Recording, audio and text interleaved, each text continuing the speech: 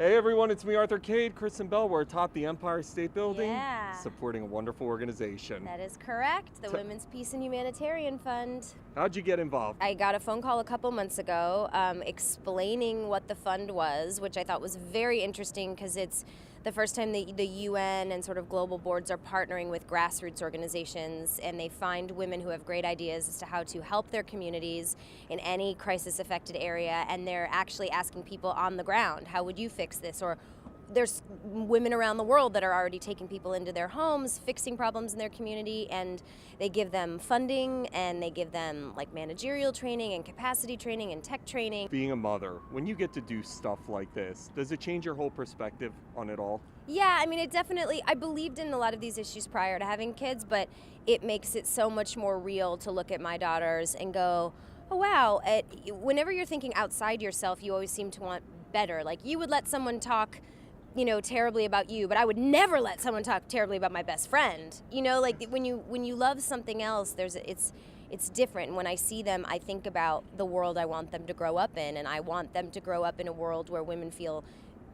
valued exactly like men are valued. And currently, only 1% of global funding goes towards women in their communities and women's problems. So I feel like if women are already doing this well with 1%, imagine what could happen if we gave them some of the other 99. One of the things that I love about you and Dax is how open you are with everything. Your family, the good, the bad, It's the not sometimes. too much. No, it's awesome. We're I think oversharers. that's why I think people connect with you.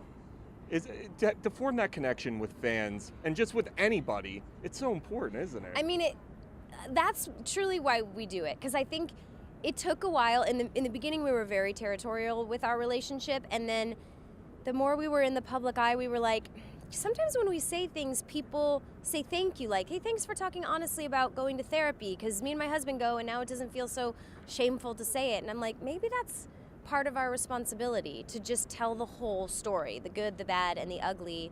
Because I think talking about your successes doesn't necessarily bring people together, but talking about your mistakes and your struggles always does. Veronica Mars is back. Mm-hmm. How cool is that? It's very exciting for me. It's been the one project that I hear over and over again has resonated with people and is still important to people, and that always makes me think, oh, maybe the story's not over. And I personally don't feel like it's over. We always say Veronica is a superhero without a cape, and I think now more than ever people want to see someone, an everyday hero fighting for good, and sort of learn from her and feel like she's your best friend. So it's 15 years later. Yeah. How's the story? How's the character? How's it all going to change? It's going to be very cinematic.